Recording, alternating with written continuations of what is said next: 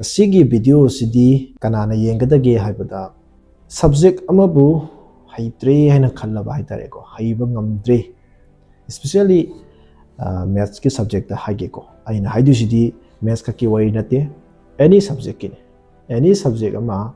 haiba ngamdraba honaba yaba honare adubu haiba ngamdre kaina khanba ko adubu focus ti maths ta pige ba ko adugumba satri singna yengadaba video ning asigise hawbadagi loi phaw adum yengbiyu kanaba khara phangadra haina deina khalli particular oiba subject ama hainaba honabada ozagi role na kayam yawgadaba isa gi role na kayam yawgadaba haibasi jogoi tasengna fazana mamutana khangdaba yade maramdi karigino hairagadi ayambana kone derise ozana ta aga haigani haina chapana ayamba oi madu aina ngasigi video sida kayamu yam sumba wano aduga asumba oiragana summe aranbo oiramagana kadai waidanoba ina subject to ma hainabo honabada role kanana ozagi role duna lalagadi kanagi role oigeduno haru matang adum ai video sigi saruk amana dum matang hairakebako ahan bada khoina khangadaba si kaino hairagadi subject ama any subject ama hainabo honabada ekhoida kari change haibase ko khangdaba yadeba madu haidringaida aigi oiba background khara dum haijarake ai ngasi mayamgi mamang thoga aigi khangjaba khara especially maths chaiba subject sida aina khangjaba khara dum mayamda khara share tawri aina dum khangjaba khara takthoi masina aije maths yam hairabra haibadi natti senga dum haige ai maths haiba haitabadi aina decide tawbi yade ai maths haiba haitaba di atopana decide tawbigedabani adubu ai yam sauthuna dum haibadi ngami ai maths haiba subject se yamna hainei haiba haitaba maths se yamna hainaba engon yam hainaba subject amadi oyeba adubu masi hanadagi hauna dum hainarakra haiba sigi wari sineba ina hana mateng matang share tawjage tawbaneba ko ai si angang wari ngai dagi direct la su yamna phana horakpadi natti yam fatrabra haibusu hoi adumakti natti adubu yam farabra haibusu natti hojiksu adum samani ai yam phaba fataba ai khangma ngamdri tobadabu aina khangakpada aina sum gyan tarakpada maths sairba ngasi aina mayamda taiba subject se masi ai yam haitaba hainadaba natti ko yam haijataba subject ama haibdu oirakheba maroina aina haiba stage se aina class 3 adai di khara ai sudum ninjang mangami di mamang dadi kya ka ninjang dre 3 4 5 class 7 bhogi marak se sigi duration je sida angka se yamna engoda yam awaba oigi bai tare ko matam dai na khale maths se amtang loi gradi phane ga yam wagi ko adi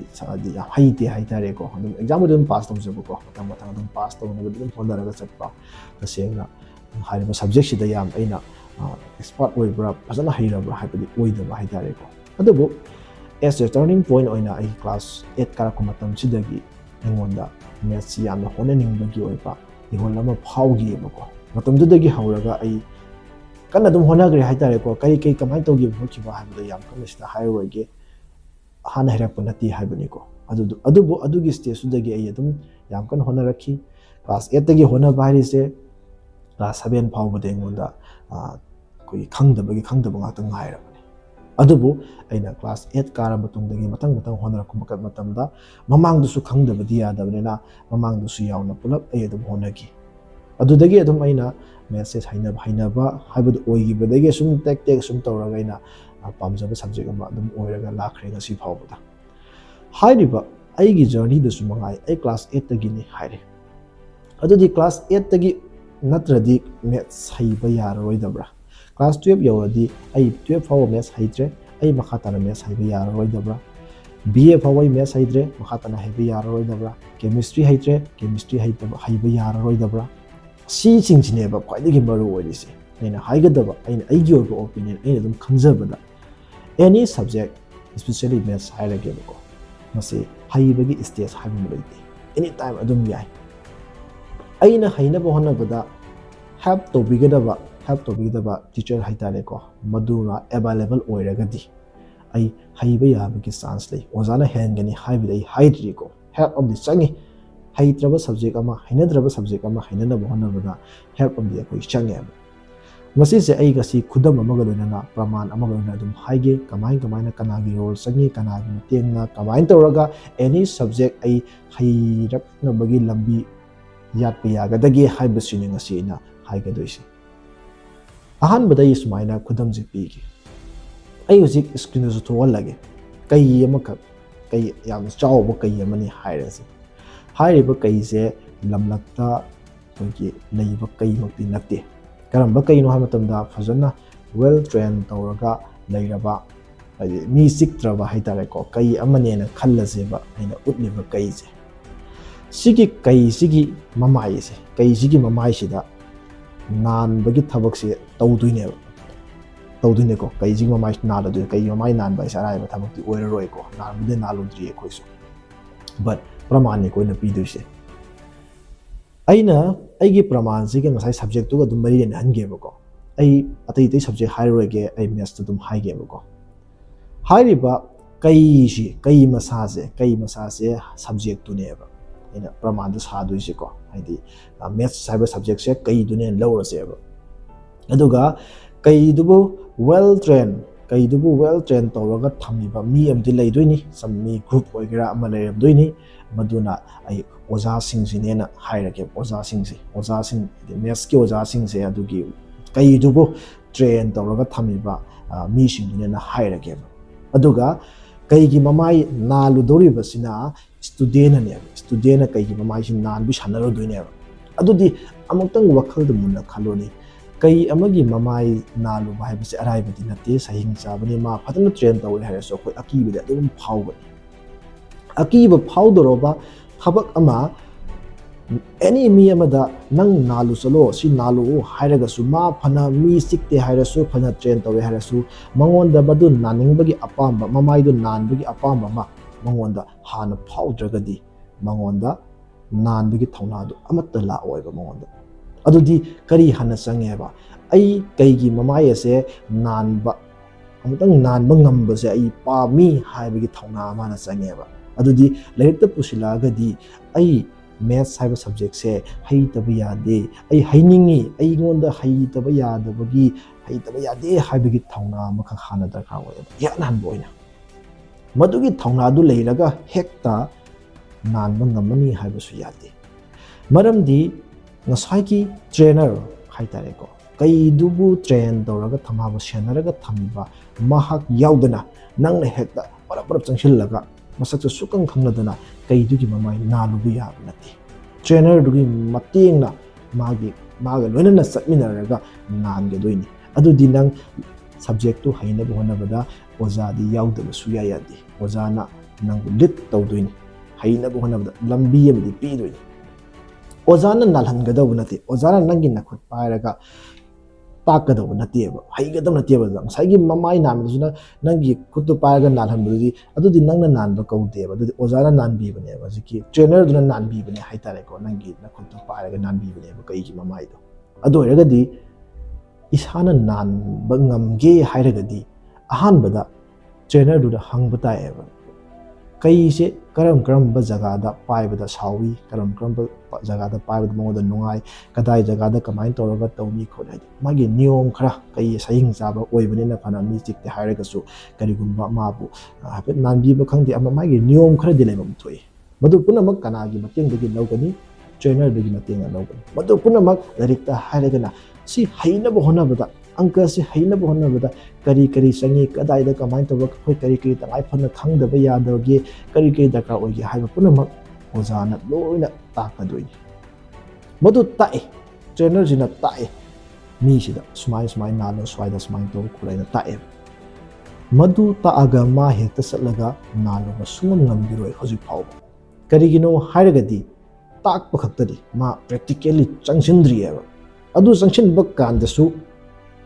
trainer yaudana sangu ma niyom khange haina sangu ba yaro waiba niyom trainer dugulona sangsilani trainer duna haigro me and ma ningsing atuni o si daka waiba du ai kamai toga ngasai sumaina haigina swaida paisi ga sumaina nanji ge ma wakhan da khallaga nan bagi damuk sangdoi matam du da ahan badadi nangna kini kai harisi ki daba yade ko adum ki doini ko ki de habasu yarom ba yade bo aina kudum nosin bagi wane ko adugi mamai du nangna nalu bukanda satlauna fana ozana manakta leirasu nang angka du hekta haiba yagi roi haba kamaina ozadana hoi fully help to doini ko mangi channel du nang fully help to doini nan ngamna hona bada adagi di kamai tawge habada ngasagi kai digi mamai du nangna nan bagi tamukta nangda thauna ama leigre hawakpada kamaina nangedagi habasu khangre nang nanaba sangsile nanaba sanghi matamna akiba dum phawgibe aduni nangna fana haige khalamaga angkasi fana hainingba phawre ozana su mating mayam pange si khanggadami mayam khange takpireba aduresu still nangonda angkase sonbagi ade hairoi haibagi keno ama dum leire haba madu kamaina koklakadagi hamatamda toina trainer duga loina kai dugi manata toina chatpa ma sange haba chatlaga nasana practically ai trainer du yaudana aina kamaina kai sing mamai nan sige haibe sita ka oye adumaina lyric to sumangai nang sai nang ozagi mateng adum lobudi yaroi ko trainer du mateng adum hanghang le nang simpha pubum sange kadai da nang gin kamain to gadai simpha pubum sange nang niyom ma khangom sange ozagi mateng fully adum lo le yaw sunati aduni matamdu da nang trainer gi mateng yaw nang si namdana nan ngamme angdi khara khange haine ko adu eraga dinang madune hekta nang kaigi mamai nan mangami habi yadri karamba daka oi next ta trainer yaudana trainer su yaudana nang masana thanda satlaga kaigi nan badune kwai digi maru ois adu eraga dinang nungtige sum trainer golina sum nalaga satlaga dinang kai duga nang su khangnarak pasu yai nang nan bada khar lerega na thanda satlaga nan bada kaim torok to su yai aduna matamdu da dinang trainer gi mateng lawgi haina dum chatlaga dinang na thanda nan bigi pangan du nangon leiroi adu de khoi kedo batai subject tuma aina mes ta haibagi wani ko subject tuma nang hojik ozagi mateng lawraga tamani parani khangda bu honarani ozadi mateng lawrani kari khangda dagi kari khangda yadraba ai kari khangda bu yadagi haibu loin ozadi collection full information de lobirani adum kawgani lawdini kawgari adum lawdini madu mayam du lawba yaba lawre hamatunda isa itanda ozagi mateng yaudana ozagi ngasai na takamba mayam du nangna ningjang ga adum ozagi follow tole to na sana oin aun nangi oiba we ema puthok charaga direct si parakku matamda angka ji holakku matamda khangda bakanda di trainer da hangtai khangda bakanda ozada hangtai adumaina isada hona bagi posimadi yam dakar oi haba aduna aikoina coaching mafam oigera ade school oigera ozana taaga haigani hena chatpasineba khwaidagi asoiba oigadois karigino hairagadi ozana taaga haiba satra ama phawba leiramgadoba mande ina khanba adubu amadi haiba yai ozana satra dubu particular oiba problem ama haitare ko angka gi orasu any subject ki maduma fully understand ta honnaba honabadadi ozana yam chawba role ama lawrakani khudam oina 2 ga 3 ga plus toba 2 ga 3 ga plus toraga 5 tai haibase ozana kamaina tara ino haiba nangonda fazana takpi yan kamaina tara ino haiba fazana haiba yan madu haire hayena nang ozana haire ngaidadi yam laigani 2 plus 3 haibase yam laigani achobagi nate ko na ja angang machagi wari dane ko loina hairam biyai ko to pai khudam pikna lobane ko adubo luri badi ozana hairam ba jiki 2 plus 3 plus 2 ga 3 ga plus to ga 5 tai habado 2 ga 3 ga natta ba atop value ani plus to ga kari ga result ama tai habado khangbado ne ba khwai maru wari si ngasai ozana ta hairam badi nang gyan ta ne ba numit ti go ne gyan ta ba gi wane nang nonga laga nang madu kamai la ino hanjin nainadraba after some time kawraneba kamai to niyom kawraneba but ozana ngasi 2 plus 3 equal to 5 tai ta ami ba niyom to dinang na atop 2 plus 3 to 5 plus 7 something kai gum khara nang makan gi ngasai ozana haram niyom to tawra isana hanjin same problem to da hanjin solve to matam da soidan nang hairakane adu duneba haiba na lagtoisi adu di kai ina haisi kai tare ozagi role nangna particular subject ama hainabu hanabada ozana lawriba role siti khajik khaktaneba percent daga haragadi onodi yaba nate 20% muktani haiba yai oza hainabu honabada haibani ko gyan tanabu honabada di oza na 100% role lawe ko particular problem ama gyan tanabu honabada oza gi role 100% adubu hariba problem do aingonda adum hairaga haidare ko anytime anywhere adum aina khangbagi mongda leihange hairagadi mado oza na ngamde madumadi oza gi role 20% khaktan haiba yai lemhoriba 80% dumadi isana fazana honadaba yadeba isana fazana honage hairagadi subject to hainingba ma phawdradi ngamoy ha hainingba ma yam dakar oyeba haitaba suya yadeba haina khangadabani haba subject to ai haitaba yade habigi thauna ma hana yawdaba yadeba madugi thauna du yawdana ai hairage haina habidi yaroi haba subject ama aina maths habigi wani chemistry ora su yai chemistry si yam sole yam Heitre chemistry taiba ojadi madi luram gado subject to leiroi karigino ma hairage na sabyung lekraba mi amani maths ta ibo oza se ai maths hairage na sabyung lekraba oza amani ado mind toraga nangna English bu oisunu biology bu oisunu physics oisunu chemistry oisunu oining subject oisunu nang swalaga leire khalase ado erga ai swalaga leire subject se amta hayan biu haina kana amta gi mateng lawroga yaro haba hana ai swale ko subject se swale ko ai haitaba yade ko ai any upay ama toraga ai kanna tumba saba khangdaga yi honaraga ai masigi subject se haitaba yade ko haiba wakhalon se hana hek lak ji phawbada oining boza oisunu nang hayan buda khar wagane madigi wakhandu lakragadi oza ama hektang thengnabada yamna haibo oza oigira haitaba oza oigira qualification yam wang oigira wang daba oza oigira amane hekta nangbu hayan buda yam laina thokane budi wakhalon du nang nabu sen ngamagadi aduna aina ngasi haining ni base aruba subject haiba ma leite aruba subject se isa na crack tawjabane aina haige khandraba subject to hairaroidabani so hairaroidabani haige khandraba haibani ko haige khandraba madu so haiba ngamoy